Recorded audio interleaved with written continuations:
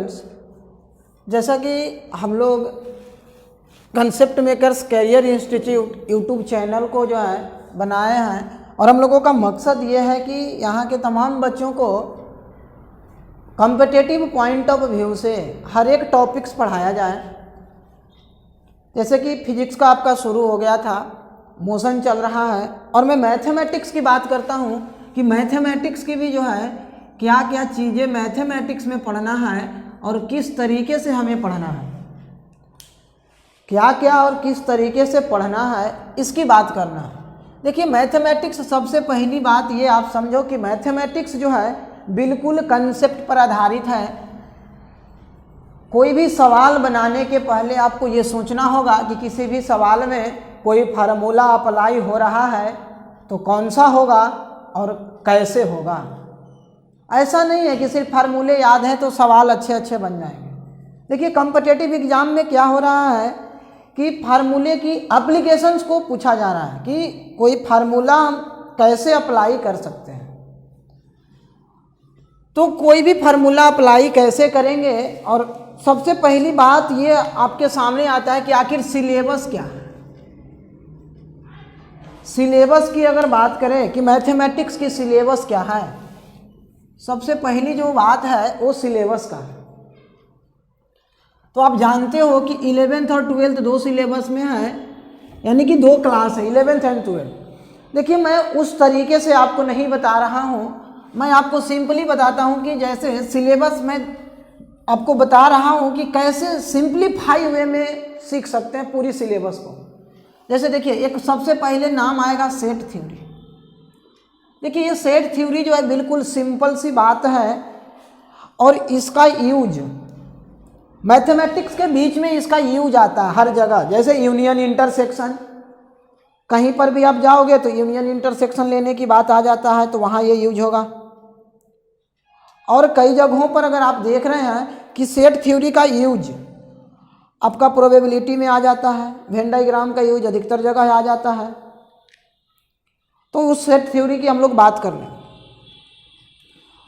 और set theory को भी हम लोग बेसिक मैथमेटिक्स के रूप में रख रहे हैं। बेसिक मैथमेटिक्स यानी कि हमें सबसे पहले बेस को तैयार करना होगा। मैथमेटिक्स का जो बेस है तो हम लोग बेसिक मैथमेटिक्स में सेट थ्योरी को पढ़ेंगे। उसके बाद इंटरवल्स एंड इनइक्वालिटी, यानी कि हम लोग बात करेंगे इनइक्वालिटी का। और जब इनइक्वालिटी पढ़ेंगे तो इनइक्वालिटी सिर्फ लीनियर इनइक्वालिटी की नहीं बात करेंगे, हम लोग क्वाड्रेटिक की भी बात करेंगे, और हम लोग बात करेंगे कि किसी भी पोलिनोमियल की इनइक्वालिटी कैसे सोल्व करेंगे। यानी इसी में अगर बात कहें तो हम लोग साइन स्कीम पढ़ लेंगे कि पूरी साइन स्कीम कैसे हम लोग बता सकते हैं कि कोई गिवन पोलिनोमियल किस इंटरवल में पॉजिटिव, कहाँ निगेटिव और कहाँ जीरो बन रहा है, और किस इंटरवल में वो डिफाइन नहीं है। ये पूरी बातें हम लोग इनइक्वालिटी में साइन स्कीम के माध्यम से सीख लेंगे। उसके बाद हम लोग जो बात करने आगे बढ़ेंगे वो हमारा बात आएगा लॉगरिदम। ये लॉगरिदम की बात करेंगे तो लॉगरिदम बेसिक होता क्या है, उसके बाद लॉगरिदम की प्रॉपर्टीज क्या है, लॉगरिदमिक इक्वेशंस क्या होते हैं, और लॉगरिदम की इनइक्वालिटी भी पढ़ेंगे कि लॉगरिदमिक इनइक्वालिटी क्या होता है। लॉगरिदम के बाद हमें आगे बात करना होगा, यानी कि लॉगरिदम और एक्सपोनेंशियल दोनों एक साथ चलेगा। लॉगरिदम के बाद अगर आप बात करेंगे तो हमारा आएगा मॉडुलस। इसी को हम लोग एब्सोल्यूट वैल्यू भी बोलते हैं, और मॉडुलस की भी अगर हम बात करेंगे तो मॉडुलस की प्रॉपर्टीज की बात करेंगे। मॉडुलस की प्रॉपर्टीज के बाद मॉडुलस की इनइक्वालिटी की भी बात करेंगे, और यहाँ हम लोग मॉडुलस के ग्राफ की भी बात करेंगे कि मॉडुलस का ग्राफ कैसे बनता है डिफरेंट फॉर्मेट्स में। और ग्राफ हम लोग कोई भी सवाल को जो है जब सोल्व करेंगे तो एक तो जो हमारा जनरल वे है वो तो है ही, और हम लोग ज़्यादातर कोशिश करेंगे कि जो कुछ सवाल हों जिनको हम लोग ग्राफिकल अप्रोच से सोल्व करने की कोशिश करेंगे, ताकि ग्राफ से सवाल मैथमेटिक्स का बिल्कुल आसान बन जाए आपके लिए। तो हम लोग ग्राफिकल अप्रोच को भी बात करेंगे इसमें, यानी ग्राफिकल अप्रोच भी हमारा मॉडुलस में आएगा, मॉडुलस की ग्राफ पर। और उसी में जो है ट्रांसफॉर्मेशन ऑफ ग्राफ की भी थोड़ी सी हम लोग बात कर लेंगे, मॉडुलस के ट्रांसफॉर्मेशन की बात करेंगे। इसके आगे अगर हम बात करें मॉडुलस के बाद, तो ग्रेटेस्ट इंटीजर की बात कर लेंगे। Greatest integer function, greatest integer function जिसको GIF लिखा हुआ मिलेगा, ग्रेटेस्ट इंटीजर फंक्शन। तो ये ग्रेटेस्ट इंटीजर फंक्शन इसलिए ज़रूरी है क्योंकि किसी भी सवाल के बीच में आ जाता है, जैसे logarithm, modulus, greatest integer function, ये सब बीच सवाल में आ जाते हैं। इसकी भी हम लोग प्रॉपर्टीज की बात करेंगे, इसकी प्रॉपर्टीज क्या है, सारे की प्रॉपर्टीज के साथ साथ इनइक्वालिटी की भी बात करेंगे कि इनइक्वालिटी भी इसका क्या होता है। ये हमारा बेसिक मैथमेटिक्स का पार्ट है। उसके बाद बेसिक मैथमेटिक्स के बाद इतनी चीज़ें तो पहले हमें बेसिक में सीख लेना होगा।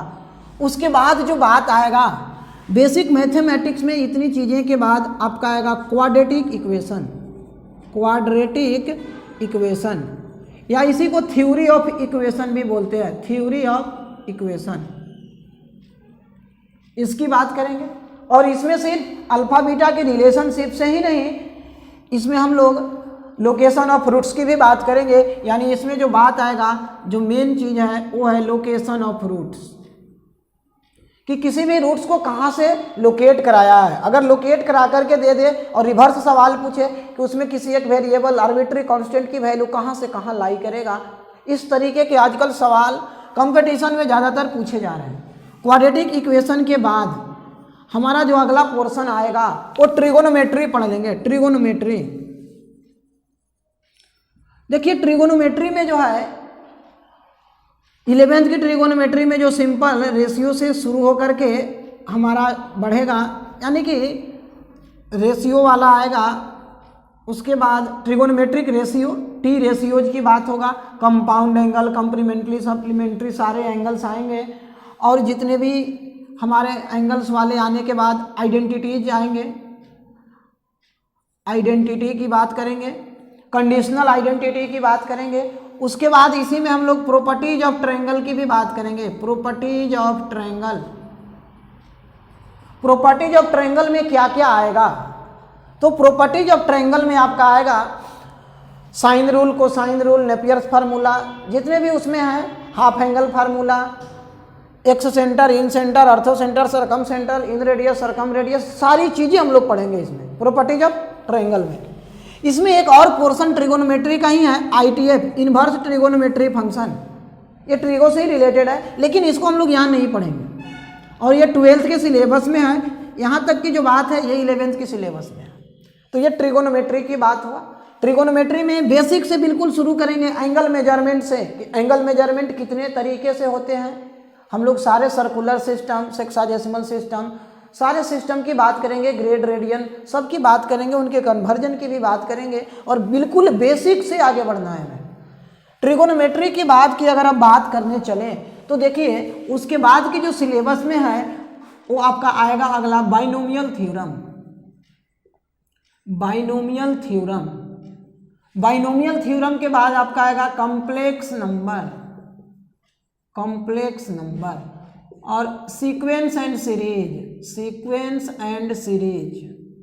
सीक्वेंस एंड सीरीज में आपको अरिथमेटिक प्रोग्रेशन AP पढ़ना है, ज्योमेट्रिक प्रोग्रेशन GP पढ़ना है, उसके बाद HP हार्मोनिक प्रोग्रेशन पढ़ना है, उसके बाद AGP अरिथमेटिक ज्योमेट्रिक प्रोग्रेशन पढ़ना है, उसके बाद मिसलेनियस सीरीज पढ़ने हैं।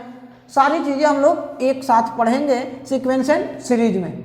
बाइनोमियल थ्योरम की बात करें तो बाइनोमियल थ्योरम के साथ साथ उसमें हम लोग मल्टीनोमियल थ्योरम भी पढ़ लेंगे और इंडेक्स वाला भी पढ़ लेंगे कि अगर पावर फ्रैक्शनल हो जाए या निगेटिव इंटीजर हो जाए तब क्या होगा। कॉम्प्लेक्स नंबर में, पूरी कॉम्प्लेक्स नंबर में हम लोग ज्योमेट्रिकल रिप्रेजेंटेशन की भी बात करेंगे कि ज्योमेट्रिकली रिप्रेजेंटेशन कैसे होता है। इसके बाद 11th क्लास में अगर हम आगे बढ़े तो permutation and combination, permutation and combination, permutation and combination की बात होगा। इसमें और एक चैप्टर स्टैटिक्स का है, स्टैटिक्स की बात होगी। उसके बाद यानी स्टैटिक्स में mean, median, mode, variance, standard deviation, deviation, ये सारी चीजें आएंगी। उसके आगे की अगर आप बात करने चलो स्टैटिक्स के बाद कि स्टैटिक्स के बाद क्या होगा, तो स्टैटिक्स के बाद हमारा आएगा कोऑर्डिनेट ज्योमेट्री, कोऑर्डिनेट ज्योमेट्री, यानी ये 2D होगा, 2 डायमेंशनल ज्योमेट्री की बात करेंगे। इसमें हम लोग पहले बेसिक्स पढ़ेंगे, उसके बाद straight line, circle, parabola, ellipse, hyperbola. ये इतनी सिलेबस, ये जितनी भी मैंने सिलेबस लिखा ये सारे 11th क्लास के सिलेबस, ये सारे 11th क्लास में पढ़ने हैं। इलिप्स की भी बात करेंगे, हाइपरबोला की भी बात करेंगे, सर्कल। ये जो 5 चैप्टर आपको दिख रहा है ये कोऑर्डिनेट ज्योमेट्री का, बेसिक कोऑर्डिनेट की भी बात करेंगे, डिस्टेंस फार्मूला, सेक्शन फार्मूला, ये सारी चीज़ें तो आएगा ही आएगा। उसके बाद अब ये 11th क्लास में इतनी सिलेबस होने के बाद स्टैटिक्स में, और इसी में एक और मैथमेटिकल रीजनिंग है, मैथमेटिकल रीजनिंग भी 11th में ही है, मैथमेटिकल रीजनिंग। उसके बाद 12th क्लास में अगर आगे बढ़े आप तो सबसे बड़ा पोर्शन ये जो 12th में है, देखिए आप ध्यान से, 12th वाले में पोर्शन में जो है आपका मैट्रिक्स एंड डिटर्मिनांट आएगा कि मैट्रिक्स और डिटर्मिनांट पढ़ना है आप। उसके बाद वेक्टर एंड 3D है, वेक्टर एंड 3D और वेक्टर में जो भी चीज़ें आ जाए। प्रोबेबिलिटी, देखिए प्रोबेबिलिटी 11th और 12th दोनों में है, प्रोबेबिलिटी की बात कर लेंगे।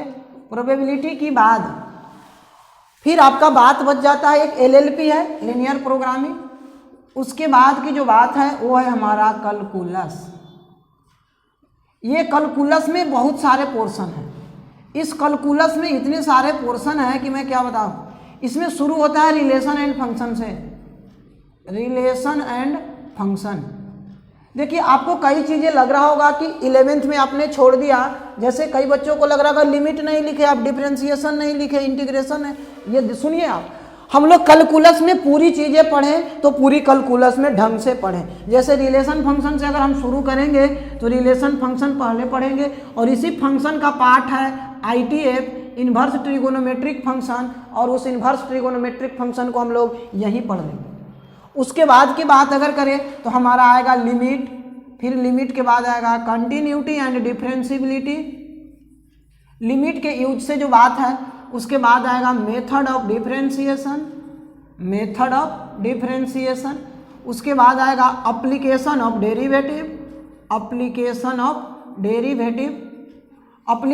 डेरिवेटिव में बहुत सारी चीज़ें आएगा जो, जैसे आपका रेट मेजर आएगा, रेट मेजर के बाद टेंजेंट नॉर्मल आएगा, लेंथ ऑफ टेंजेंट, सब normal, increasing decreasing, maxima minima, मतलब सारी चीज़ें यही आएगा। अप्रॉक्सीमेशन, सारी चीज़ें एप्लीकेशन ऑफ डेरिवेटिव के अंतर्गत आएगा। यानी एप्लीकेशन ऑफ डेरिवेटिव में 4-5 चैप्टर जुड़ जाएंगे। इसी में Rolle's theorem, Lagrange mean value theorem, सारे थ्योरम आ जाएंगे। उसके बाद आपका आएगा एप्लीकेशन ऑफ डेरिवेटिव के बाद इंटीग्रेशन, जिसमें इनडेफिनिट